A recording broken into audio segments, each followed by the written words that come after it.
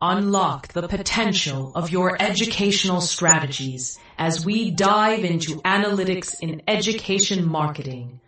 Measure what matters, where data meets decision-making for transformative results.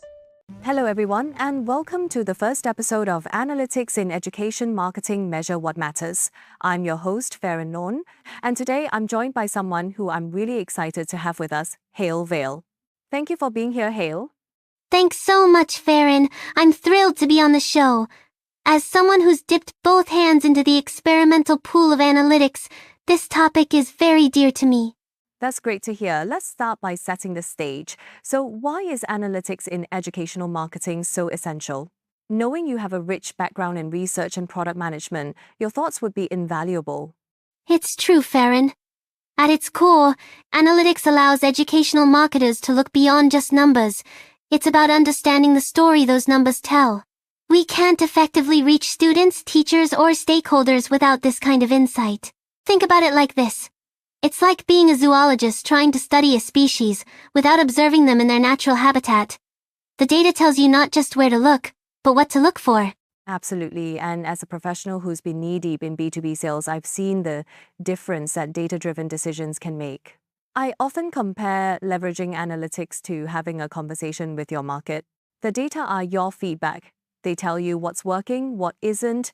Without them, you're essentially flying blind. Exactly.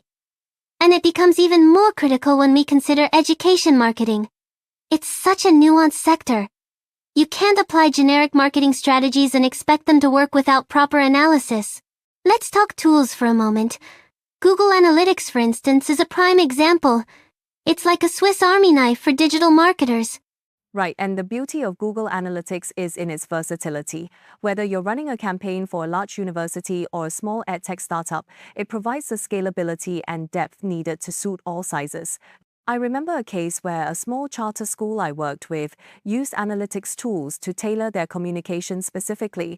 They saw an increase in engagement simply by understanding when their audience was most active online.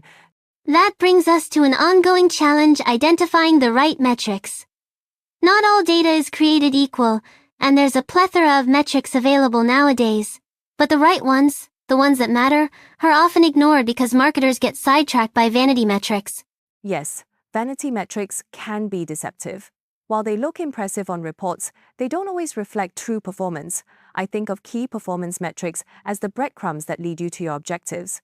Hale, in your experience, what are some of the metrics educational marketers should really be focusing on? Great question, Farron. From my standpoint, metrics like conversion rates, engagement metrics such as bounce rates, and lead nurturing metrics really help paint a clear picture. For instance, understanding how long someone spends on a page or how quickly they decide to leave can offer insights into how compelling your content or messages really are. It's about looking at what leads to action, not just what attracts eyes. So true. And the storytelling element you mentioned earlier is key here. These metrics are telling us stories. A high bounce rate might indicate that the campaign isn't resonating as intended. It's often in these stories where marketers can find pockets of opportunities. Have you encountered any surprises when analyzing data for campaigns? Definitely. One surprise was during a campaign for an online course platform. We assumed, initially, that the most visited pages were converting students. But the data told a different story. Our contact form, buried page deep, had most conversions. The takeaway was that we weren't making access to it apparent enough initially. A simple reshuffle based on that insight led to a substantial conversion increase. What a great example of letting the data guide decisions. Let me throw a hypothetical your way. Suppose an educational institution is trying to roll out a new blended learning model. How should they leverage analytics to market effectively, balancing both in-person and digital channels? For such a multifaceted approach, analytics becomes even more pivotal. They should begin by identifying their unique value proposition through data, what appeals most to their audience. Then, assess digital behaviors. This involves understanding preferences, such as, do potential students value more interactive content or prefer text-intensive material? With in-person channels, it's about geographic and demographic analysis, essentially using analytics to tailor experiences and enhance interactions. That's an insightful breakdown. I believe there's also an element of continuous iteration. Analytics is dynamic. What you measure today might evolve tomorrow, and staying adaptable is key. Remember the times when education marketing was largely static? Data has changed this paradigm entirely. Indeed. The adaptability is crucial. Education, much like technology, constantly evolves, and so should our strategies. It's no longer simply about measuring, but doing so in a way that responds and adapts to change rapidly. And this is where tools like Meta Insights also carve a niche by offering holistic views into digital behaviors.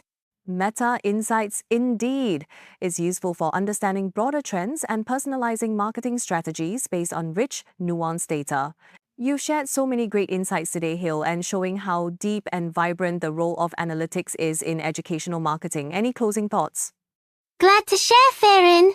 My parting advice to educational marketers would be, always question your assumptions with data. Analytics is a tool, yes, but when used actively, it becomes a catalyst for innovation and growth in the educational sphere. Fantastic advice, Hale. Thank you once again for being a part of our first episode. To our listeners, thanks for tuning in today. We hope you found the conversation as enlightening as we did.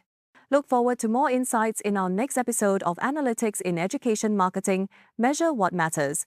Until then, measure wisely and keep striving for meaningful connections. Goodbye. Welcome to Analytics in Education Marketing. Measure what matters.